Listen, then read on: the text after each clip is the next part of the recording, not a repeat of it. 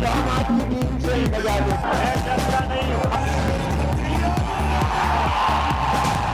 जिंदाबाद पाकिस्तान जिंदाबाद।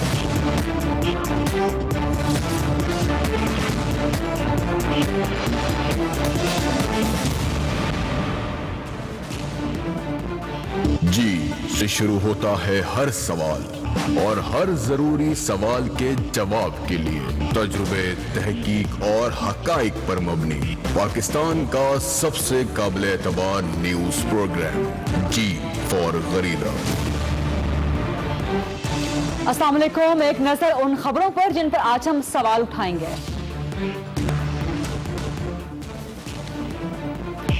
पानामा तहकीकात के लिए जुडिशल कमीशन बनने से पहले ही मुतनाज़िया और मशरूत हो गया। पीपल्स पार्टी का पानामा बिल सेनेट में पास न हुआ तो जुडिशल कमीशन नहीं चलेगा। बिलावल भुट्टो जरदारी की सख्त वार्निंग।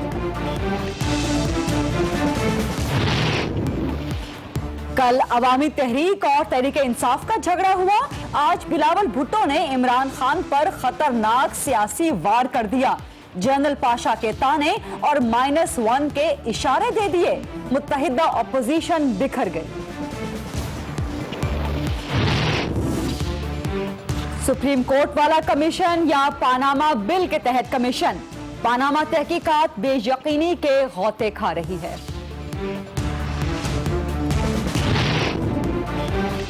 गैर यकीनी सूरत हाल में सुप्रीम कोर्ट का एक रुकनी पानामा तहकीकाती कमीशन बन भी गया तो कितना मौसर होगा? मुल्क से बाहर तहकीकात कैसे करेगा? फ्रीकैन के लिए काबिल कबूल कैसे होगा? कुछ इंतहाई अहम और पेचीदा कानूनी सवालात उठाएंगे।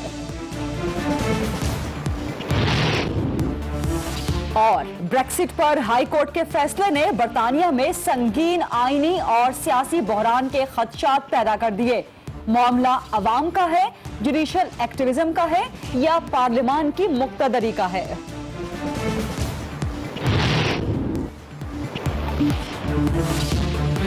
पानामा की तहकीकात के लिए पानामा पर सुप्रीम कोर्ट का तहकीकाती कमीशन बनने से पहले ही मशरूत और मुतनाज़िया हो गया है।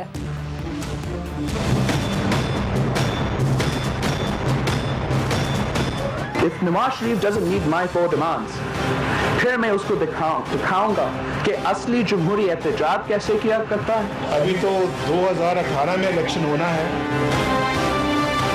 तख्ते रायवन को ना, तख्ते रायवन को गिराएंगे। हम किसी से डरने वाले नहीं हैं, घबराने वाले नहीं हैं।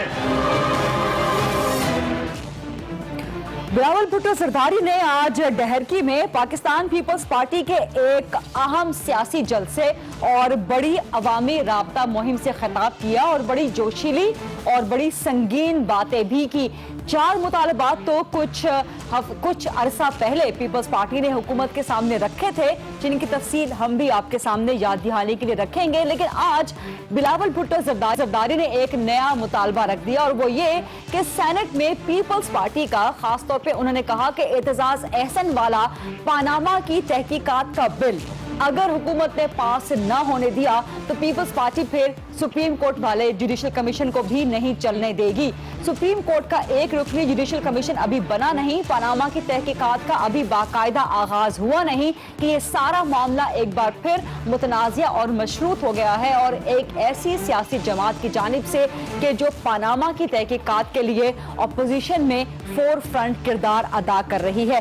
सिर्फ यही नहीं बल्कि 4 मुतालबात भी आज एक बार फिर दोहराए बिलावल भुट्टो जरदारी ने। उनका पहला मुतालबा यह है साबिक सदर आसिफ अली जरदारी के दौर में जो इक्तिसादी राहदारी पर APC हुई थी उनकी करारदादों पर अमल किया जाए, पानामा लीक्स पर पीपल्स पार्टी के बिल को मंजूर किया जाए, फौरी तौर पे मुल्क में मुस्तकिल वज़ीर खारिजा को तैनात किया जाए और पार्लियामेंट की नेशनल सिक्योरिटी कमेटी को असर-ए-नौ तश्कील दिया जाए, उसे तरतीब दिया जाए। हुकूमत को वार्निंग्स तो बहुत सारी दी। एक तो ये कि 4 मुतालबात अगर नहीं माने गए तो फिर हुकूमत नहीं चलने देंगे, 2017 में आम इंतखाबात होंगे और अगर पीपल्स पार्टी का एतजाज एहसन का सेनेट में पानामा बिल न माना तो फिर जुडिशल कमीशन को नहीं चलने दिया जाएगा। इसके अलावा इमरान खान को भी काफी सख्त हदफ तनकीद बनाया आज बिलावल भुट्टो जरदारी ने। इसी मामले पर पहले हम बात करेंगे। पाकिस्तान पीपल्स पार्टी के सीनियर रहनुमा और सेनेटर सईद गनी इस वक्त मेरे साथ मौजूद हैं। अस्सलाम वालेकुम सेनेटर साहब, इस वक्त जबकि मैं आपसे बात कर रही हूँ तो सेनेट में पानामा बिल के हवाले से ही डिस्कशन चल रही है, लेकिन पीपल्स पार्टी ने सुप्रीम कोर्ट का जुडिशल कमीशन बनने से पहले ही इसे मशरूत और मुतनाज़ा बना दिया है और पीपल्स पार्टी पानामा तहकीकात के मुतालबे में फ्रंट पर है। आपने ही इसे मुतनाज़ा बना दिया है, मशरूत बना दिया है। देखिए, आपको शायद याद होगा कि इस हुकूमत ने एक ख़त लिखा था सुप्रीम कोर्ट को कि आप 1956 के कानून के तहत कमीशन बनाइए जो पनामा के मामले की तहकीकात करे, और सुप्रीम कोर्ट ने उस खत का जवाब हुकूमत को दिया था कि ये जो कमीशन आपने प्रपोज किया है ये ट्रुथलेस कमीशन होगा और जो काम आप हमारे जिम्मे लगा रहे हैं वो उसकी हद कोई नहीं होगी, रुकेगा कहीं नहीं, लिहाजा कोई हमें इसका कुछ बेहतरी करके बताइए। अच्छा, अगर तो सुप्रीम कोर्ट ये समझता था कि खुद उनके पास ये इख्तियार है कि वो खुद से कोई कमीशन बना भी सकते हैं, TORs तय भी कर सकते हैं, तो वो ज़्यादा मुनासिब वक्त था कि वो हुकूमत के TORs को मुस्तरद करते और अपनी मर्जी और मंशा के मुताबिक एक कमीशन कायम करते, उसकी तहकीकात का आगाज़ कर देते। हमारी राय यह है कि सुप्रीम कोर्ट खुद से कोई कमीशन कायम नहीं कर सकता, तहकीकाती कमीशन कायम नहीं कर सकता है। आपको याद होगा जब PTI ने इलेक्शंस में धांधली की बात की तो उस वक्त भी जो कमीशन बनाया गया, चूंकि 1956 के तहत जो कानून के तहत जो कमीशन बनता है उसके इख्तियारात महदूद होते हैं, इसलिए वो धांधली पर बनने वाले कमीशन के लिए अलग से कानून बनाया गया, एक ऑर्डिनेंस जारी हुआ, उसके तहत उस कमीशन का कयाम अमल में आया और उसने अपना काम पूरा किया और उसके जो भी TORs दोनों जमातों के दरमियान तय हुए थे उसकी रोशनी में उन्होंने अपने एक रिपोर्ट भी पेश कर दी। इसी तरह पीपल्स पार्टी ने और दीगर ऑपोजिशन जमातों ने सेनेट में एक बिल जमा कराया जिसमें हमने एक कमीशन प्रपोज किया जिसका काम सिर्फ तहकीकात करना नहीं बल्कि उस तहकीकात के नतीजे में जिन लोगों के ऊपर इल्जामात साबित हों उनको सजा देने का इख्तियार भी उसको देने की बात की गई थी। अब अगर हुकूमत ये समझती है कि जी वो तैयार है एहतसाब के लिए, या वज़ीर आज़म साहब ने जिस तरह ऐलानात किए उसके लिए वो तैयार है और वो सुप्रीम कोर्ट के कहने पे भी करने को तैयार है, तो ज़्यादा बेहतर तरीका ये है जो आइन और कानून के दायरे में रहकर होगा कि ऑपोजिशन के उस बिल को ये मंजूर कराएं, उसके नतीजे में भी कमीशन सुप्रीम कोर्ट का ही बनेगा, जजेस सुप्रीम कोर्ट भी उसमें होंगे, लेकिन उसको एक आइनी कवर जो है वो होगा। और मैं समझता हूं या हमारी पार्टी समझती है कि वो ज्यादा मुनासिब और बेहतर तरीका है। ये जो रास्ता इस वक्त इख्तियार किया गया है, हमारी राय में इससे उस नतीजे पर ये कमीशन नहीं पहुंचेगा जिसको सुप्रीम कोर्ट बनाने जा रहा है, इसलिए कि सुप्रीम कोर्ट के पास जितने इख्तियारात हैं वो पाकिस्तान की हुदूद के अंदर रहते हुए काम करने के हैं, जबकि पनामा पर अगर वो तहकीकात करें तो उन्हें इस मुल्क की हुदूद से बाहर जाना पड़ेगा। लेकिन सेनेटर साहब मामला यह है कि जज साहब खुद तो उठ के मुल्क से बाहर नहीं जाएंगे, वो जाहिर इदारों की मदद लेंगे, इदारे अपने मामलात इस्तेमाल करेंगे, अपने इख्तियारात इस्तेमाल करेंगे, जो इंफॉर्मेशन जो डेटा उन्हें चाहिए होगा, जज साहब खुद तो उठकर बाहर नहीं जाएंगे। लेकिन आपने जो कहा कि ऑर्डिनेंस के जरिए भी जुडिशल कमीशन बन सकता है, तो फिर ऑर्डिनेंस के जरिए बनने दें, वो हुकूमत किसी भी वक्त ऑर्डिनेंस जारी कर सकती है, उस पर पीपल्स पार्टी को एतराज रहा है। अब इसकी क्या गारंटी है कि ऑर्डिनेंस हुकूमत की तरफ से आए तो पीपल्स पार्टी उस पर एतराज नहीं करेगी? आप मशरूत क्यों कर रहे हैं कि जो पीपल्स पार्टी वाला, जो अपोजिशन वाला सेनेट का बिल है उसके तहत ही कमीशन बनाया जाए, ऑर्डिनेंस के जरिए फिर बनने दें? मैं थोड़ा सा इसकी वजाहत और कर देता हूँ। देखें, ऑर्डिनेंस भी एक कानून होता है और जो बिल होता है वो भी एक कानून होता है, लेकिन अगर असेंबली का सेशन ना हो रहा हो और किसी कानून को बनाना जरूरी हो तो वो ऑर्डिनेंस की शक्ल में आ जाता है और उसकी मयाद जो है वो 120 दिन होती है, उसके बाद फर्दर एक दफा उसकी एक्सटेंशन हो सकती है, उसके बाद वो कानून खुद खत्म हो जाता है। लेकिन अगर पार्लियामेंट जो है वो सेशन में है और ऑपोजिशन कोई कानून बनाना चाहती है तो हमारे पास ये इख्तियार नहीं है कि हम ऑर्डिनेंस लेकर आ जाएं। हमारे पास एक ही रास्ता रह जाता है कि एक प्राइवेट मेंबर बिल जो है वो हाउस में जाए और उसके ऊपर हम कोशिश करें कि वो मंजूर हो जाए। तो जो एवेन्यूज अवेलेबल थे ऑपोजिशन के पास वो हमने उसको अडॉप्ट किया है। अगर हुकूमत ये समझती है कि हमारे बिल से उनको इत्तेफाक है तो वो उसके मुताबिक ऑर्डिनेंस जारी कर दे, हमें तो उसमें भी एतराज नहीं है। हम तो चाहते ये हैं कि कोई कानून ऐसा हो जिसके नतीजे में कमीशन बने और कमीशन बाख्तियार हो। दूसरी बात जो आपने कही कि सुप्रीम कोर्ट का जज जो है वो खुद नहीं करेगा और इदारों से कराएगा, तो हमारे इदारों के भी इस वक्त जितने इख्तियारात हैं वो इस मुल्क के हुदूद के अंदर हैं और हमारा कानून इससे बाहर नहीं जाता। हमने जो कानून प्रपोज किया है या जो बिल हमने सेनेट में दिया है, जो स्टैंडिंग कमेटी के पास है, उसमें हमने ये तजवीज रखी है, ये शिक उसमें डाली गई है कि जिन लोगों के नाम पनामा पेपर्स में शामिल हैं उनको एक अथॉरिटी लेटर देना पड़ेगा, अथॉराइजेशन देनी पड़ेगी, और ताकि उनकी बुनियाद पर, उनके बिहाफ पर, उनके नाम से जो जो इंफॉर्मेशन रिक्वायर्ड हो किसी भी इदारे और किसी मुल्क से वो कलेक्ट कर सकें। ये अथॉराइजेशन जब तक इस मुल्क के इदारों के पास नहीं होगी, कोई इदारा किसी और मुल्क में जाकर जो है वो काम नहीं कर सकता। तो ये बहुत टेक्निकल एक इशू है, और जो हमारा जो कानून बना है वो पीपल्स पार्टी का नहीं है। ये भी मैंने कहीं नहीं कहा, पीपल्स पार्टी और ऑपोजिशन की दीगर जमातें जिसमें पीटीआई भी शामिल है। आपने नहीं कहा, लेकिन बिलावल साहब यही कहते हैं कि पीपल्स पार्टी का पानामा बिल, बल्कि आज तो उन्होंने कहा कि एतजाज अहसन का पानामा बिल। मैं चाहूंगी कि प्रोड्यूसर साहब, जो बिलावल भुट्टो जरदारी का आज का शॉट है कि एतजाज अहसन वाला पानामा बिल मंजूर किया जाए, वो जरा सुनवा दें, फिर मैं सईद साहब से सवाल करती हूँ। एतजाज अहसन के पनामा पेपर्स बिल पास करना पड़ेगा, वरना जुडिशियल कमीशन नहीं चल सकेगा। सईद गनी साहब, आपने भी सुन लिया, बिलावल साहब कह रहे हैं कि एतजाज अहसन वाला, ऑपोजिशन वाला नहीं, एतजाज अहसन वाला बिल मंजूर करेंगे तो जुडिशियल कमीशन चलने देंगे। बिल भी आपका हो, पीपल्स पार्टी का हो, ऑपोजिशन वाला हो, टीओआर्स भी आपके हों। एतजाज अहसन कहते हैं कि जो हमारे टीओआर्स हैं वही असल टीओआर्स हैं। तो एक तरह से आप दबाव डाल रहे हैं सुप्रीम कोर्ट पे इनडायरेक्टली कि वो आपकी टर्म्स को एक्सेप्ट करे। नहीं, सुप्रीम कोर्ट पर दबाव हम तो नहीं डाल रहे हैं और ना हमें डालने की जरूरत है। और जो तासुर ये दे रहे हैं कि उनके एहतजाज के नतीजे में सुप्रीम कोर्ट ने ये सारा इशू टेकअप किया है, मैं समझता हूं कि शायद दबाव का तासुर वहां से आ रहा होगा। हम तो एक आइन और कानून के दायरे में रहकर एक बात कर रहे हैं। मैंने अभी जिस तरह आगाज में कहा कि सुप्रीम कोर्ट को तो खत लिखा था ना हुकूमत ने कि जी आप कमीशन बनाइए, लेकिन सुप्रीम कोर्ट ने वो खत उनको वापस कर दिया अपने कुछ एतराजात लगा के। हमारा नुक्ता नजर यह है कि अगर सुप्रीम कोर्ट ये समझता था कि उनके पास कमीशन कायम करने के इख्तियारात हैं तो ये काम उस वक्त भी हो सकता था। ये जो 5-6 महीने का डिले हुआ है जिसमें सुप्रीम कोर्ट ने कुछ भी नहीं किया और कोई सो मोटो नहीं, मैं आपको इंटरप्ट करूंगी। सईद साहब, मैं आपको इंटरप्ट करूंगी। आप जिस बात की तरफ निशानदही कर रहे हैं कि जब हुकूमत ने खत लिखा था तो सुप्रीम कोर्ट ने टर्न डाउन कर दिया था, आप एक पॉइंट मिस कर रहे हैं कि हुकूमत ने जब खत लिखा था तो उसमें अपने टीओआर्स भी साथ में अटैच किए थे, नफी किए थे। सुप्रीम कोर्ट ने उन टीओआर्स को इनवैलिड करार दिया था, इनसफिशिएंट करार दिया था और कहा था कि इनकी लाइंस पर, इन खुतूत पर क्लैरिटी नहीं है, मजीद क्लैरिटी दी जाए। सुप्रीम कोर्ट ने अपने इख्तियार के मुतालिक टर्न डाउन नहीं किया था, निगेट नहीं किया था कि हम कमीशन नहीं बना सकते। उन्होंने टीओआर्स को इनवैलिड एंड इनसफिशिएंट करार दिया था। देखें, मेरा जो पॉइंट है वो ये है कि बिल्कुल आपने बजा तौर पे कहा कि हुकूमत ने कुछ टीओआर्स दिए थे, उस पर सुप्रीम कोर्ट ने उसको मुस्तरद कर दिया जी। आज सुप्रीम कोर्ट ये कहता है कि तमाम फरीक अपने टीओआर्स दें, उस पर इत्तफाक राय पैदा करें, अगर नहीं हुआ तो सुप्रीम कोर्ट अपने टीओआर्स बनाएगी। ये बात कही है उन्होंने। मेरा नुक्ता यह है कि अगर सुप्रीम कोर्ट ये समझती है कि कमीशन भी वो बना सकते हैं, टीओआर्स भी वो बना सकते हैं, सारा काम वो खुद कर सकते हैं, तो जब हुकूमत ने खत लिखा था तो हुकूमत के टीओआर्स को एक तरफ रखते, अपने टीओआर्स बना के वो कर सकते थे। उन्होंने नहीं किया।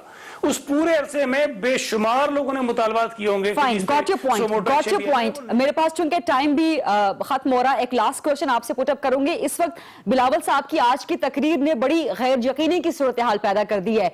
पूरी कौम सुप्रीम कोर्ट की तरफ देख रही है, मंडे का वेट कर रही है कि तहकीकाती कमीशन अनाउंस होगा। आप कह रहे हैं कि हम सुप्रीम कोर्ट वाला तहकीकाती कमीशन नहीं मानेंगे, पनामा पेपर्स के तहत बनाया जाए। अब पनामा पे सेनेट में बिल चल रहा है, फिर उसका एक लंबा प्रोसेस है, वो डिले भी हो सकता है। पीपल्स पार्टी अब चाहती क्या है कि साइमल्टेनियसली 2 सेपरेट कमीशंस काम करना शुरू कर दें, एक सुप्रीम कोर्ट वाला, एक पनामा पेपर्स के तहत वाला, या यके बाद दीगरे करें? आप लोग चाहते क्या, आगे देखते क्या है? देखें, एक तो यह है कि कोई देर नहीं लगेगी। आज सेनेट का सेशन मोस्ट प्रोबेबली प्रोरोग हो जाएगा। हुकूमत के पास ये इख्तियार है कि वो जो अपोजिशन का बिल था उसको ऑर्डिनेंस की सूरत में जारी कर सकती है। वो कल करेंगे तो परसों वो कानून बन जाएगा, उसमें कोई टाइम ज़ाया नहीं होगा। लेकिन हमारा मुतालबा सिर्फ एक नहीं है। हम ये समझते हैं कि खान साहब ने चूंकि एक ही इशू को पकड़ लिया और ये तासुर दिया कि मुल्क में शायद एक ही इशू है, लेकिन इस मुल्क में दहशतगर्दी भी एक बहुत बड़ा मसला है और दहशतगर्दी के खिलाफ जारी जंग में कामयाबियां हासिल करने के बावजूद भी दहशतगर्द अपनी मर्जी से बहुत बड़े वाकयात इस वक्त भी कर रहे हैं। अभी रिसेंटली कोयटा में दहशतगर्दी का बहुत बड़ा वाकया हुआ है। हमारा मुतालबा ये भी है, जो ऑल पार्टीज कॉन्फ्रेंस में वजीर आजम ने तस्लीम किया था, उन्होंने माना था इस बात को कि नेशनल सिक्योरिटी कमेटी जो पार्लियामेंट की होगी उसको हम रिवाइव करेंगे, जो इस पूरी नेशनल एक्शन प्लान पे अमल दरामद और आपकी जो दहशतगर्दी के खिलाफ जंग है उसको मॉनिटर करेगी, उसको देखेगी, उसकी निगरानी करेगी कि इसमें हम किस तरफ आगे बढ़ रहे हैं या नहीं बढ़ रहे हैं। हम पार्लियामेंट के इख्तियार की बात कर रहे हैं, अपनी बात नहीं कर रहे हैं। सीपेक इस मुल्क का एक बहुत बड़ा काम है, एक बहुत बड़ा प्रोजेक्ट है जिससे इस पूरे मुल्क को फायदा पहुंच सकता है, लेकिन हुकूमत अपनी जिद और हटदर्मी की वजह से छोटे सूबों में एहसास से महरूमी पैदा करने का सबब बन रही है। हम ये चाहते हैं कि जो पीपल्स पार्टी की एपीसी हुई थी जिसमें सीपेक पर इत्तेफाक राय हुआ था, जो करारदादें पास की गई थी, उन करारदादों पर अमल दरामद करे और लेकिन आपके चार मुतालबात का डायरेक्टली पनामा की तहकीकात से कोई लिंक नहीं है, और इनसे अगर आप लिंक करेंगे तो फिर पनामा की तहकीकात बहुत पीछे चली जाएंगी और हो सकता है कि पीपल्स पार्टी को फिर फ्रेंडली ऑपोजिशन के ताने मजीद सुनने पड़े। बहुत शुक्रिया सईद गनी साहब हमसे बात करने का। प्रोग्राम में एक ब्रेक शामिल करते हैं, ब्रेक के बाद जब हम वापस आएंगे तो पीटीआई से बात करेंगे, क्योंकि बिलावल भुट्टो ने आज इमरान खान पर खतरनाक सियासी वार किए हैं।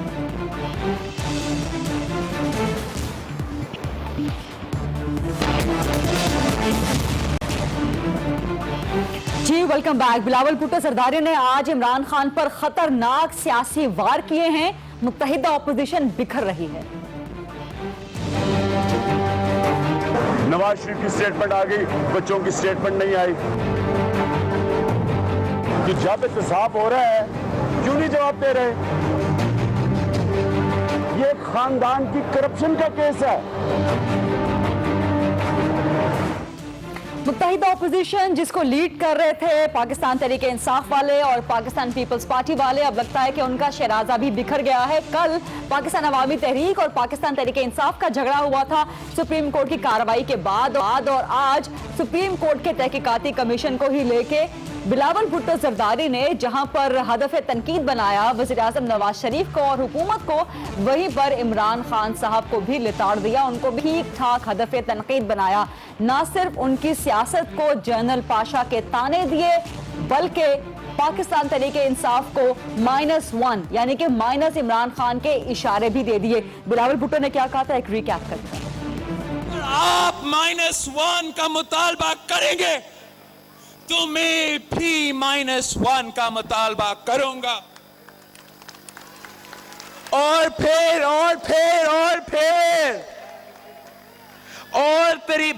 तरीके इंसाफ का सरबराह शेख रशीद होगा।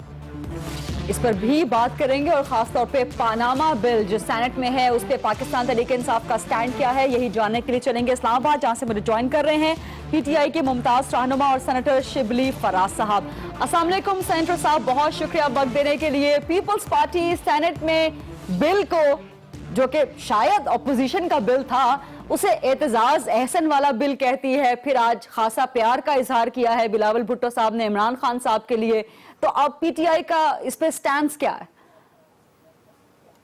देखिए, पहली बात तो ये है कि बिलावल भुट्टो जो कि एक बिल्कुल अभी सियासत में नए आए हैं, उन्होंने वो पीपल्स पार्टी को उठाने की बहुत कोशिश कर रहे हैं, लेकिन वो पीपल्स पार्टी पे बदकिस्मती से एक ऐसा माजी का एक ऐसा मलबा पड़ा हुआ है जिससे कि वो उठ नहीं पाएंगे।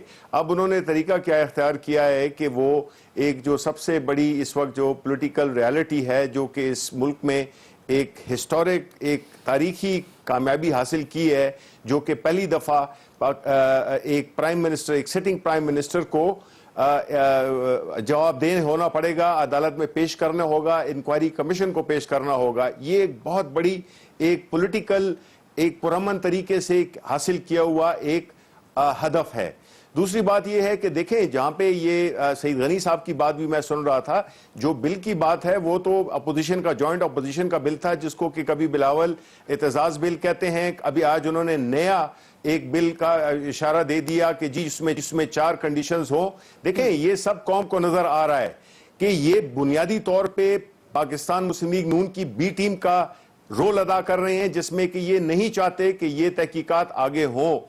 बिलावल भुट्टो साहब का ये कहना कि वो जुडिशल कमीशन को नहीं मानेंगे सुप्रीम कोर्ट के अंदर, तो ये एक बहुत ही सीरियस बात कर दी है उन्होंने, जिसका कि शायद उनके जो उनके मुआविनीन को थोड़ा गाइड करना चाहिए था। बिकॉज इस मुल्क में अगर हमें ताना दिया जाता है कि हम इदारों पे एतबार नहीं करते, लेकिन एक इतने बड़े इदारे पे जिसमें कि सब कंसेंसस के साथ ये तय हुआ, हमने अपनी पूरी एक उसको धरने को कॉल ऑफ किया। बात यह है कि जो ये भूल रहे हैं कि जो पाकिस्तान तहरीक इंसाफ ने जो TORs वहां पे सबमिट कराए हैं, वो बुनियादी तौर पे बहुत ही करीबी मुमासलत रखते हैं उस बिल की जो जॉइंट ऑपोजिशन का बिल था।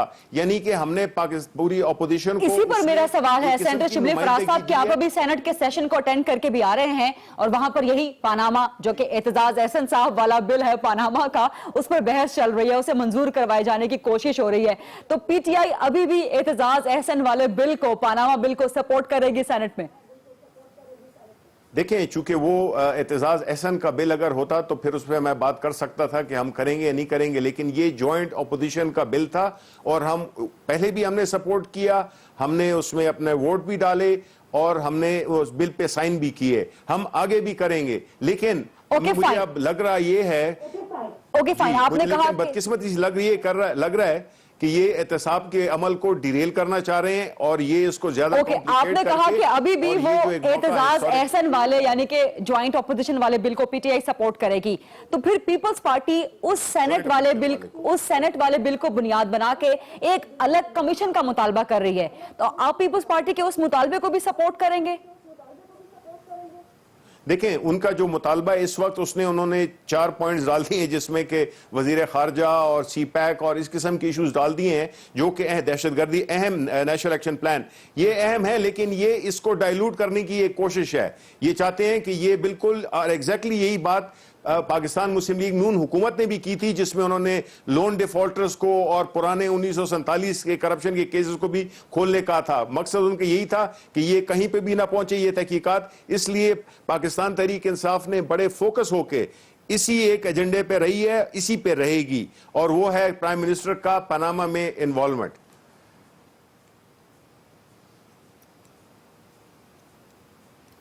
I lost your voice, I think. लेकिन अगर आप मुझे सुन पा रहे हैं सेनेटर शिबली फराज साहब, तो कुछ जरा सियासत के हवाले से भी बात कर ली जाए। पनामा पर मजीद क्वेश्चन भी पुट अप करूंगी आपसे। इमरान खान साहब के हवाले से -1 के इशारे दिए हैं, जनरल पाशा के भी ताने दिए उन्होंने सियासत के, लेकिन वो इमरान खान साहब चूंकि उसको निगेट करते रहे ऑफिशियली भी। -1 ये कहां से ओरिजिनेट हुआ? क्या पाकिस्तान तहरीक इंसाफ में ऐसा कोई खदशा, ऐसा कोई खतरा मौजूद है और शेख रशीद क्या ओवरटेक कर सकते हैं PTI को?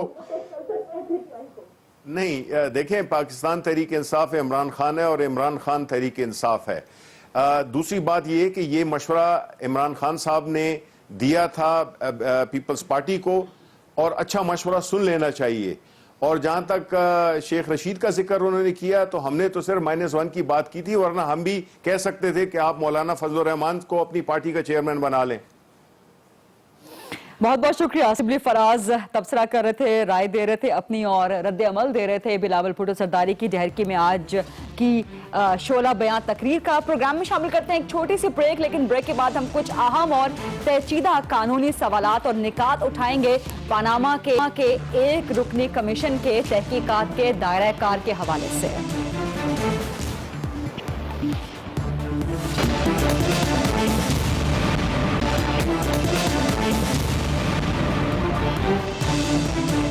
जी वेलकम बैक। और इस सेगमेंट में डिस्कस करेंगे, सवाल उठाएंगे कि पनामा पे सुप्रीम कोर्ट का एक रुकनी कमीशन अगर बनता है तो उसकी तहकीकात कितनी मौसर, कितनी काबिल कबूल होंगी।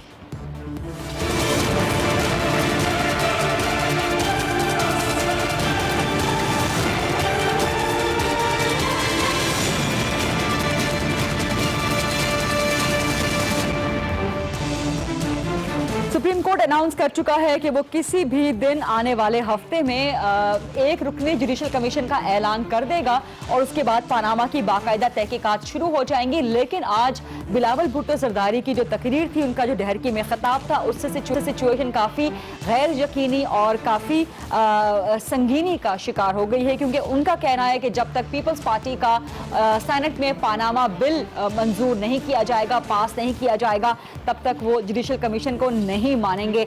ऐसे में अगर सुप्रीम कोर्ट अपना एक रुकनी कमीशन तश्कील दे देती है और उसकी तहकीकात का आगाज हो जाता है, तो फिर अपोजिशन की एक बड़ी जमात के लिए वो तहकीकात कितनी काबिल कबूल होंगी और ये एक रुकनी कमीशन कितना मौसर होगा, क्योंकि कुछ अपोजिशन की जमातों को इस पर एतराज़ात हैं और वो सवालात उठाते हैं कि एक रुकनी कमीशन किस तरह से मुल्की कवानीन से बाहर और मुल्की हुदूद से बाहर ऑपरेट करेगा। चूंकि कानूनी सवालात हैं, तो इसलिए आज हमने प्रोग्राम में सहमत दी है मारूफ खान SM जफर साहब को। अस्सलाम वालेकुम SM जफर साहब, बहुत शुक्रिया प्रोग्राम के लिए वक्त निकालने पे। ये फरमाइएगा कि पनामा तहकीकात के लिए अगर सुप्रीम कोर्ट का एक रुकनी कमीशन बन जाता है, तो उससे जाहिर है मुल्क की हुदूद से बाहर, चाहे वो जोग्राफियाई हों, चाहे वो लीगल हों, उनसे बाहर ऑपरेट करना पड़ेगा। तो एक रुकनी कमीशन इस काम के लिए मौसर है, काफी है? आपको इस सवाल के जवाब में कुछ मुझे तफसील में जाना पड़ेगा। अब तक सुप्रीम कोर्ट ने जो कुछ किया है, उसको आप ये समझे कि एक लिहाज से वो आर्बिट्रेशन कर रहे हैं, अपने कानून के इख्तियारात को इस्तेमाल करके उन लोगों के दरमियान जो कहते हैं कि पनामा की वजह से करप्शन साबित हो गई है, और उनके दरमियान जो कहते हैं कि पनामा की वजह से भी करप्शन साबित नहीं हुई। TOR जब बन जाएगा तो फिर बात ज़्यादा वाज़ेह हो जाएगी कि कितना अरसा चल सकेगा मामला। यह अच्छी बात है कि दोनों पार्टियों ने मान लिया है कि हम अब पनामा के मामले में अपनी TOR सुप्रीम कोर्ट को दे देंगे और सुप्रीम कोर्ट जो बना लेगी वो हमें मंजूर है। उनकी कंसेंट के साथ अब कानून का मामला आगे चलने लगा है। मेरे नज़दीक कहानी अब शुरू हो रही है। जिस तरह आपने सवाल पूछा कि ये कितनी तवालत होगी, कितना अरसा लगेगा। सबसे पहले तो अपने सुप्रीम कोर्ट के अब तक के फैसले के मुताबिक TOR देखने के बाद उन्होंने एक कमीशन बनानी है। उसकी कंसेंट भी, उसकी रजामंदी भी दोनों पार्टियों ने दे दी है। अब उस कमीशन को क्या इख्तियारात देने हैं, क्या नहीं देने, इस पर दोनों जानिब से बातें हो रही हैं। अब इससे पहले एक मुत्तफ़िक़ा तौर पर बिल भी पेश कर दिया गया है अपोजिशन की जानिब से, और एक बिल पेश कर दिया गया है गवर्नमेंट की जानिब से। इसको भी शायद हुकूमत को ही सुप्रीम कोर्ट को ही हल करना पड़ेगा, और सुप्रीम कोर्ट कह सकेगी कि हमें किस किस्म के इख्तियारात चाहिए और उस किस्म का ऑर्डिनेंस जल्दी से जल्दी बना दिया जाए, क्योंकि पार्लियामेंट से शायद पास कराने में बहुत ताख़ीर हो सकती है। ये आपको याद होगा कि जब इलेक्शन कमीशन बनाया गया था, इलेक्शन के ऊपर एक कमीशन बनाया गया था धांधली के सिलसिले में, तो उस वक्त भी ऑर्डिनेंस के ज़रिए कुछ इख्तियारात दिए गए थे कमीशन को। ये भी अगर जल्दी कर लें, ये मरहला तय हो जाए, तो फिर वो कमीशन अपने इख्तियारात की वजह से कुछ चीज़ें मालूम फ़ौरन कर सकता है और कुछ चीज़ों के लिए बहुत अरसा लग सकता है। तो फिर SM जफर साहब ये फरमाइएगा कि इस सूरत हाल में एक रुकनी कमीशन, उसकी तहकीकात किस कदर काबिल एतमाद, या अगर मैं इसको रिफ्रेश करूं, किस कदर काबिल कबूल होती हैं तमाम फरीक़ैन के लिए? तारीखी पस मंज़र क्या है इसका, तारीखी तनाजुर क्या है इसका? भला कहते रहे कि मैं नहीं मानता। एक रुकनी कमीशन ने सिर्फ शहादतें जमा करनी है और जो कुछ उनके पास मटीरियल आ जाएगा वो पेश करना है फिर सुप्रीम कोर्ट के पास। एक मेंबर कमीशन ने कोई फैसले नहीं करने। एक मेंबर कमीशन ने वो काम करना है जो तहकीकाती काम होता है। उनको वो इख्तियारात बिल के मातहत, कानून के मातहत जब मिल जाएंगे, वो अदारों से, ISI से, मुख्तलिफ जगहों से कह के चीज़ें मंगाएंगे। उनको लेने के बाद और पूछेंगे किसी और चीज़ को मंगाना है, नहीं मंगाना, उस पर फैसला करते करते वो एक नतीजा निकाल कर भेज देंगे सुप्रीम कोर्ट के पास। सुप्रीम कोर्ट फिर वहाँ सब की बातें सुनेगी। 5 का बेंच बनाते हैं, 3 का बनाते हैं, जितने का बेंच बनाएंगे वो सुनकर फैसला करेंगे, और जो वो फैसला करेंगे उनको फिर आप याद रखें कि सुप्रीम कोर्ट के फैसले की पाबंदी आइन के मुताबिक हर एक पे होती है। ये सिर्फ उन दो पार्टियों के दरमियान नहीं होगी। इसी पर SM जफर साहब, इसी पर मेरा आपसे सवाल है कि क्या इन तहकीकात या इन तहकीकात के नतीजे में जो भी फैसला आता है, उनके खिलाफ कोई भी फरीक किसी भी और फोरम पे जा सकता है? जनाब यही तो कमाल की बात है, इस आर्बिट्रेशन में अब और आगे कोई जा नहीं सकता। ये आखिरी फैसला होगा सुप्रीम कोर्ट का। एक रिव्यू होता है जो यकीनी तौर पर बहुत ही लिमिटेड है और वो बहुत जल्दी तय किया जा सकता है। आज रिव्यू दाखिल करें, दूसरे दिन बहस सुन के उसमें कुछ ना कुछ फैसला किया जा सकता है। रिव्यू की बहुत ही, जिसे कहते हैं कि उसके लिए इजाज़त बहुत कमज़ोर है कि आमतौर पर बहस नहीं होती, नुक्ते पूछे जाते हैं, क्या नुक्ता है तुम्हारा, उस पर फैसले कर दिए जाते हैं। तो इसलिए आप समझिए कि फाइनल ही है। आपने अगर आइन को हमने सबने देखा है तो इसमें लिखा है कि सुप्रीम कोर्ट का फैसला आखिरी फैसला होता है। इसलिए इस आर्बिट्रेशन को, कानूनी आर्बिट्रेशन को आप आखिरी फैसला समझे। इस पर अपीलें, इस पर झगड़े बाहर ही हो सकते हैं। कानूनी तौर पर ये पाबंद करेगा तमाम लोगों को। ठीक है, बहुत बहुत शुक्रिया एसएम जफर मारूफ कानूनदान हमसे बात कर रहे थे। प्रोग्राम में शामिल करते हैं एक छोटी सी ब्रेक, और ब्रेक के बाद जब हम वापस आएंगे तो डिस्कस करेंगे कि ब्रेक्सिट के मामले पे बरतानिया एक नए और संगीन बहरान के दहाने पर पहुंच गया है।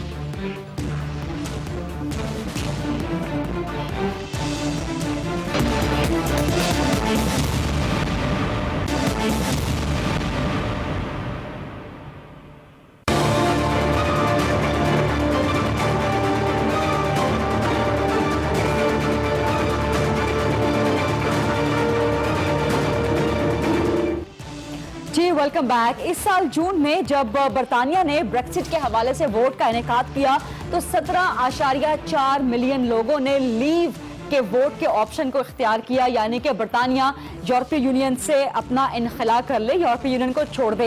ये बरतानवी तारीख का सबसे बड़ा सियासी मैंडेट था और इसने न सिर्फ बरतानिया बल्कि पूरी दुनिया को हैरान परेशान कर दिया कि किस तरह से बरतानिया यूरोपीय यूनियन से अलहदा हो सकता है। लेकिन बहरहाल अवाम का वोट था जिसका एहतराम किया गया और उसके बाद ब्रेक्सिट के प्रोसेस पर गौर-ओ-खोज और गौर करने का प्रोसेस स्टार्ट हो गया। लेकिन बरतानिया की हाई कोर्ट ने एक बरतानवी शहरी के दरख्वास्त पर फैसला सुनाते हुए कल ये कहा कि आर्टिकल 50 जो कि यूरोपीय यूनियन से इनखला के प्रोसेस पर अमल शुरू करवाने के हवाले से बात करता है, उस पर बरतानवी हुकूमत अमल शुरू नहीं करवा सकती, उससे पहले पार्लियामेंट से वोट लेना है। अब इसमें एक रुकावट यह है कि बरतानवी पार्लियामेंट में ज़्यादा अक्सरियत उनकी है कि जो यूरोपीय यूनियन से निकलने के हामी नहीं हैं। बरतानवी अवाम फैसला दे चुकी है जून में 17.4 मिलियन वोट से कि बरतानिया यूरोपीय यूनियन से निकल जाए।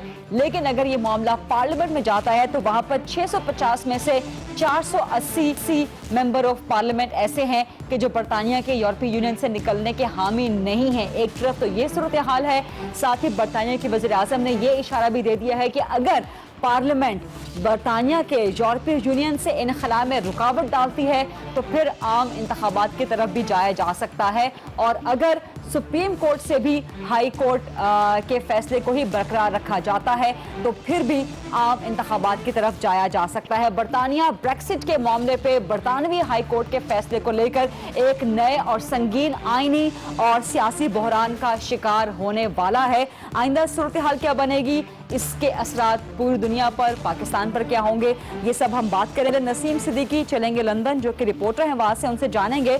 नसीम, ये बताएं कि अवाम का रद्द अमल क्या है, क्योंकि कुछ 1.2 मिलियन बरतानवी जिन्होंने लीव के हक में वोट कास्ट किया था वो अपना वोट वापस देना चाहते हैं। वो अब इस हक में है कि बरतानिया यूरोपीय यूनियन में रहे, वो रिकंसिडर करना चाहते हैं वोट। तो बरतानवी हाई कोर्ट के फैसले के बाद अवाम का रद्द अमल क्या है? जी, यहाँ पे बहुत ही अरसे से, जब से ब्रेक्जिट हुआ है तो अजीब व गरीब सूरत हाल यहाँ पे पैदा हुई है। जिन लोगों ने निकलने के लिए वोट दिया था वो बाद में पछता रहे थे कि हमने शायद हमें कॉन्सिक्वेंसेस का अंदाजा नहीं था, तो हमें इस तरह वोट शायद हम ना देते निकलने के लिए। और अभी जो कल हाई कोर्ट लंदन में 3 जजेस ने फैसला दिया है, उससे भी पार्लियामेंट में और आवाम में जो है वो बड़ा अजीब सी बात है यहाँ पे समझ के वाला है।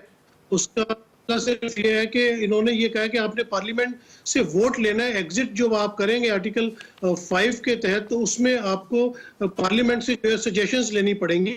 लेकिन उसमें मसला ये है कि बहुत सारे जो पार्लियामेंटेरियंस हैं वो तो ब्रेक्जिट में लंदन ब्रिटेन के यूरोपियन यूनियन से बाहर निकलने के हक में नहीं थे। तो ट्रीसा में इस वक्त बहुत अजीब सूरत हाल में गिरफ्तार हो चुकी हैं, क्योंकि उन्होंने जो यूरोपियन यूनियन के सरबराह हैं उनसे प्रॉमिस किया था कि वो मार्च 2017 तक जो लिस्बन ट्रीटी है आर्टिकल 50 के तहत उनको प्रोग्राम पेश कर देंगे कि हम किस तरह जो है वो एग्जिट करेंगे। लेकिन अब जब से लंदन हाई कोर्ट का फैसला आया उसके बाद से थेरेसा मे और उनकी पार्टी जो है वो अजीब सी सूरत हाल से दो चार हो गई है और उनको बड़ी परेशानी कि अगर वो तमाम मामलात पार्लियामेंट के अंदर लेके जाती हैं तो पार्लियामेंट में तो उनको इतनी अक्सरियत नहीं मिलेगी, क्योंकि कंजर्वेटिव पार्टी के भी बेशुमार मेंबर्स जो है वो यूरोपियन यूनियन में रहने के हक में थे और उन्होंने यूरोपियन यूनियन में रहने के उसमें वोट दिया था।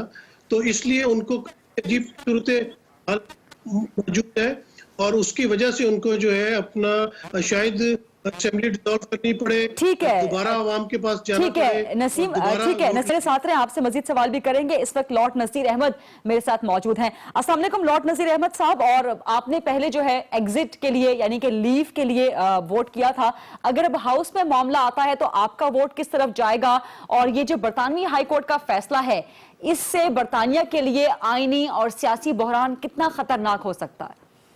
बहुत बहुत शुक्रिया। मैंने ब्रेक्जिट के लिए एग्जिट के लिए वोट दिया था, रिमेन के लिए नहीं दिया था। उसकी मेरी वजह इकोनॉमिक या पॉलिटिकल या यूरोपियन लेवल की नहीं थी। मेरी ज़ाती तौर पे सिर्फ मुसलमानों की तरफ तवज्जो दिलवाने के लिए कि यूरोप के अंदर इस्लामोफोबिया, एंटी मुस्लिम फीलिंग, चाहे वो डेनमार्क के कार्टून हो या गर्ट वाइल्डर्स की गंदी फिल्म हो, इस्लाम पे अटैक्स हो, पगीडा जो एंटी मुस्लिम पार्टी जर्मनी की है, फ्रीडम पार्टी ऑस्ट्रिया में, यानी पूरे यूरोप के अंदर जो rise of right wing politics, fascism और इस्लाम। अब अगर हाउस में आता है मामला तो आपका वोट किधर जाएगा? मेरा वोट रिमेन के लिए जाएगा अब, क्योंकि आई मेड माई पॉइंट। अब ये है कि इकोनॉमिकली हमने देखा है कि पाउंड की डिवैल्यूएशन हुई, इकोनॉमी में फर्क पड़ा और जाहिर है उससे जॉब्स और प्रॉस्पेरिटी पे फर्क पड़ेगा। और क्योंकि बहुत सारे लोग जो है इकोनॉमिक सिचुएशन तो मैटर करेगी, लेकिन रिमेन का वोट अगर पार्लियामेंट अक्सरियत देती है तो फिर एक बड़ा आईनी और सियासी बहरान क्रिएट हो जाएगा। थेरेसा मे इशारा दे चुकी हैं कि फिर आम इंतखाबात की तरफ भी जाया जा सकता है। ऑलरेडी प्रेशर है प्राइम मिनिस्टर को। बहुत सारे लोग भी कह रहे हैं कि आम इंतखाबात होने चाहिए, क्योंकि थेरेसा मे जो है वो दिल से यही कह रही थी कि वो ब्रेक्जिट के लिए वोट देती है और उनके कुछ रिकॉर्डिंग भी आ गई है। लेकिन हो सकता है कि इलेक्शन हो, लेकिन मेरे ख्याल में वो नहीं कराएगी, क्योंकि ठीक है। बहुत शुक्रिया लॉर्ड नसीर अपनी राय देने के लिए। ये था आज का प्रोग्राम, देखने का बहुत शुक्रिया। I'll see you tomorrow। अल्लाह हाफ़िज़।